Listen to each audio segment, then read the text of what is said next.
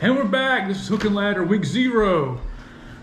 Crazy occurrence took place yesterday. We got Florida State got knocked off by Georgia Tech. Yep, in Dublin, Ireland is when they played the game, which I think is kind of stupid. I don't even like when the NFL does that. Excuse me. I get they're trying to grow the game, but yeah, whatever. Right. Kind of figured if they're playing in Dublin, Ireland, it'd be different teams. But seems like it was a pretty good crowd. All right. A lot of Florida State fans, I noticed, traveled to the game, and they spent a whole lot of money to see their team lose to Georgia Tech. I'm not a big expert on Georgia Tech. Kind of last 20 years, really, you don't have to be. Excuse me. Saw some media members, some talking heads. Carry on. Saw some, talking heads, college football, media people discussing Georgia Tech, that they could be a dark horse candidate for the playoffs this year. Right. There was some folks mentioning that they were definitely a candidate to win the ACC. Haynes Kings Jr. was in the program last year, played pretty well. He's not the world's best passer. He missed a handful of throws yesterday, but the guy's a great runner. They do that really good zone, option read. He keeps it and runs. He ran for like 140 yards yesterday, I believe. Good player. They got some decent guys at wideout. They got some decent guys at running back. Nobody's going to kind of jump off the page at you, but some of these guys in the media were saying that they've got the potential to put up 30 points a game. All right. And they looked good yesterday at times. And I didn't think this was going to be a blowout. I thought Florida State would win. I thought they'd probably win by 2 scores, but I thought Tech could kind of hang around. And lo and behold, that's pretty much what happened. I thought they were going to give it away at the end. I really did. But didn't happen. They were able to kick the game-winning field goal after missing a field goal earlier in the half. But good for them. Good games to week 0. That was the biggest one. SMU Nevada was another game I watched at night. That was a good game. Kind of shocked SMU pulled that out. They were getting soundly beat, and then Nevada just kind of, I wouldn't even say got out-athleted. They just couldn't put it away when they needed to. But 2 really good games. There was another good game. It was the Lobos. Was it like New Mexico State versus, God, I forgot the other team. But they were New Mexico State was up 31-14 going into the 4th and lost. Wow. Some really, really good games yesterday. Yeah. That's crazy. Yeah, week 0. That's about sums it up. Yeah, I mean, week 0 is never really a huge week. There's usually 1 or 2 marquee matchups, but it always, no matter who's playing on week 0, there's always good games. Like the actual games on TV are good. Yeah. So kind of looking forward to seeing what we got week 1 next week. And there's definitely some teams we discussed towards the end of last year, the last video. Ole Miss brought in all the transfers. Almost all the good transfers. Obviously, a couple of them went elsewhere.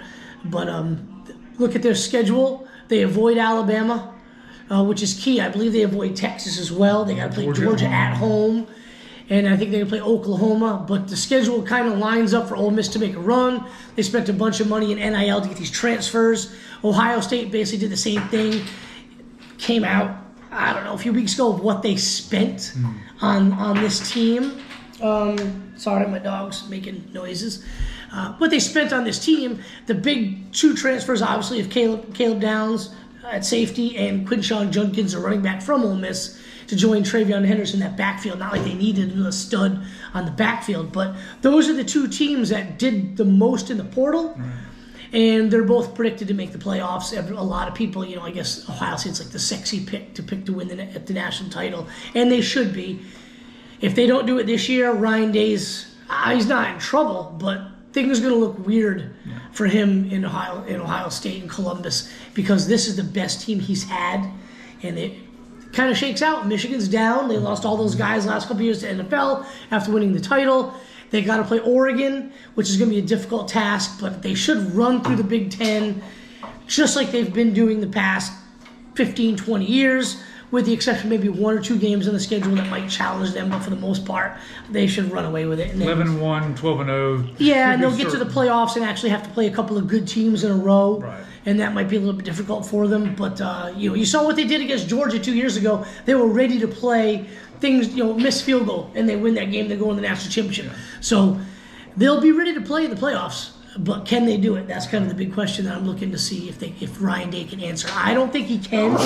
Excuse me. But that's more on him than the team. I think the team can win a national title. I think that guy's not a very good coach. His team is soft. And Lou Holtz ain't the only one that said it. Well, he can recruit. He can. He's got that going for him.